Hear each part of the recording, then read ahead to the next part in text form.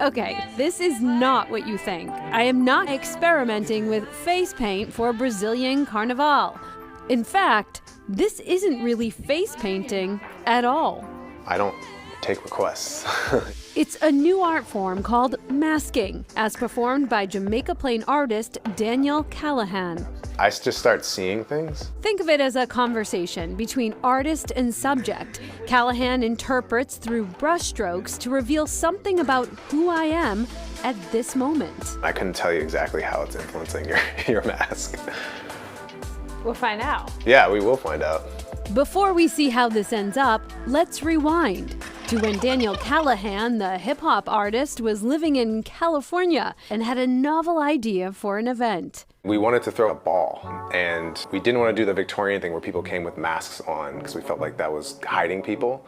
So we decided we would paint on people's faces instead. Designs were improvised to celebrate the participants' diversity and personal stories. And so it became this incredible cultural celebration that we called the Mask Ball. And that's where I kind of fell into the mask work, which was really kind of changed my life since then. It was about this time that Callahan found himself at a low point. His music career stalled and he returned home to Boston, where he began a daily self-masking ritual for inspiration. What did the masking process reveal about yourself? The beautiful thing about masking is it allows you to see yourself in a different way. You know, it's still you, but you look drastically different when your face is covered with paint. And so it allows you to see different possibilities of who you could be.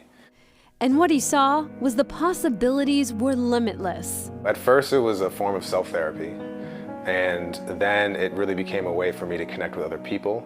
Callahan has now masked people from around the world, on top of running local workshops where he teaches the process as the art of transforming faces and minds. It's a way of us seeing each other as works of art, as beautiful, as something to be celebrated, and then seeing ourselves deeper in deeper ways.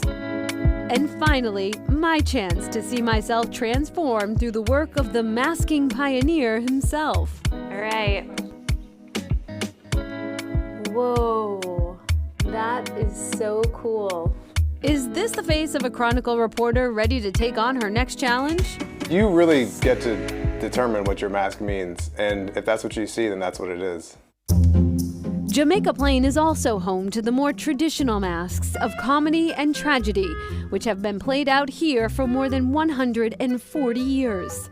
The Footlight Club is the oldest continuously operating community theater in America. We've been around since 1877. For context, while today's patrons are reminded to silence their cell phones, early guests here were directed to remove their bonnets. Yes, so that the person in front of you could actually see the performers up on the stage. Elizabeth Bean is the current president of the club, a position that comes with local prestige, but no pay. We are a 100% volunteer-run organization.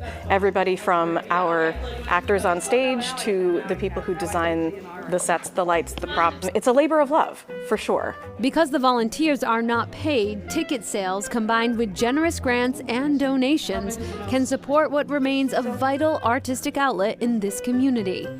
There's such a need for non-professional theater in our communities. We have ticket prices anywhere from $22 to $28, and we have really quality performances here. Footlight alum have had very successful careers, and one in particular is still singing their praises. You probably know a little person named Joey McIntyre. He did theater here, as did his sister, Carol Gallagher. She runs and stars in our holiday show every year. With shows auditioning regularly, who knows when you'll find the next new kid on the block. We're really excited to see what's going to happen next on our stage.